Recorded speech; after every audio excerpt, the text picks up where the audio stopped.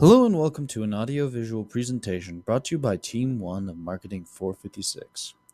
Today we are covering women in the world of trade with a specific insight on two different business sectors that affect local and national economies as well as the global worldwide economic sectors. Here's a quick summation of the current global situation. Only 37% of worldwide GDP is contributed by women in any given workforce. Of this, only a third of these women operate small to medium-sized enterprises. Putting this in other words, in a survey from over 20 countries, only 1 in 5 exporting companies are owned by women. In more than 155 countries, there is at least one law that impedes economic opportunities for women, and these impediments also grow larger in some of these countries. At the current rate, it will take more than 170 years to achieve total gender equality. Let's take a look at the base of this issue. Gender equality. In a general summary of this issue, women are affected more negatively by the liberalization of overall environments. This analyzes the interrelationship of empowerment of women and trade agreements, trade of labor, trade of services, and trade gender equality in agriculture and overall economy. This means that women have more challenges with higher negative outcomes, but are capable of achieving better positive opportunities when these chances present themselves. This brings us to our first sector to look at: women in the tech industry. Women make up 50% of the overall global workforce. However, they only represent 20% of the tech industry's workforce.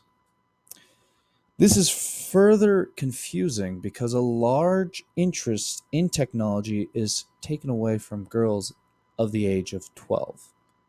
They unfortunately lose this interest around the ages of 15 due to the lack of role models.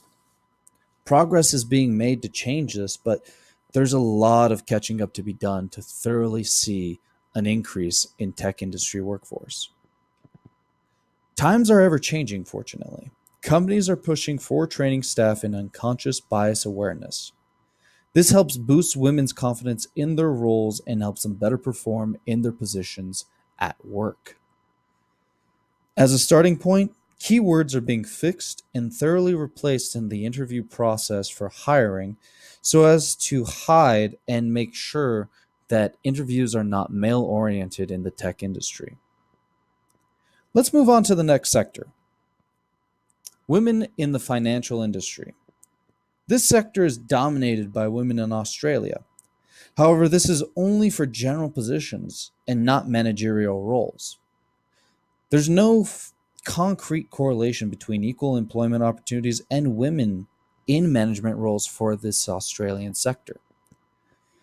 There are no answers to this, but it is a booming industry that will hopefully change role status in the near future as the dominance by women in the workforce persists. In contrast, South Africa does not have a women's presence in the workforce. It has hurt the industry as clients want to see more equality overall and more of a female presence in their workforce. Reasons for this absence are self-doubt, the glass ceiling, and outdated organizational practices that focus predominantly on male orientation and male domination. The national consensus does want to see a change for more women's investment and comfortability in such positions so as that they can provide more to their national economy and sector overall. Let's move further into women in microfinance.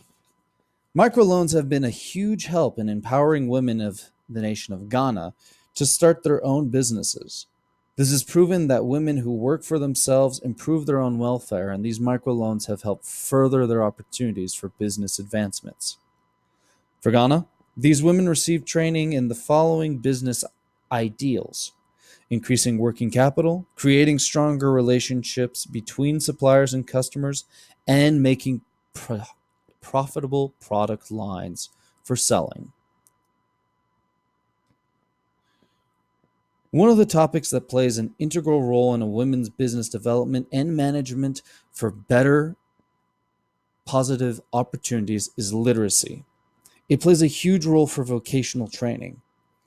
Only 42% of illiterate women know of these potential versus the 86% of literate women who can see that there are potentials from vocational training and from the possibility of furthering their business acumen by taking advantage of them.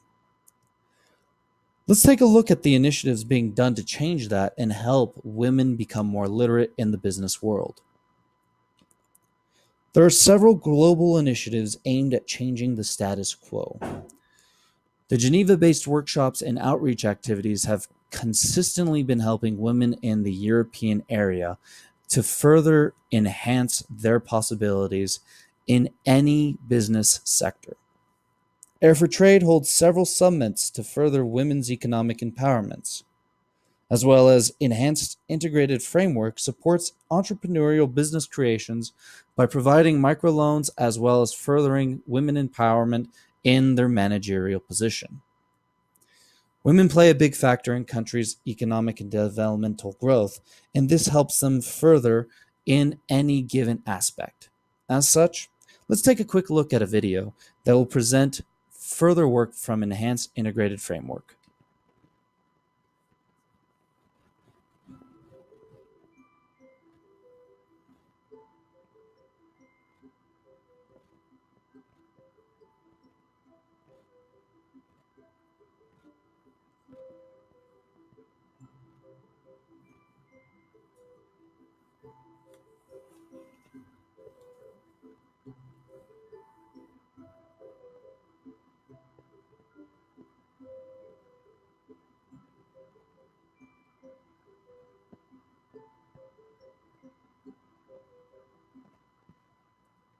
Enhanced Integrated Framework is highlighting the initiatives they've taken worldwide to increase business potential.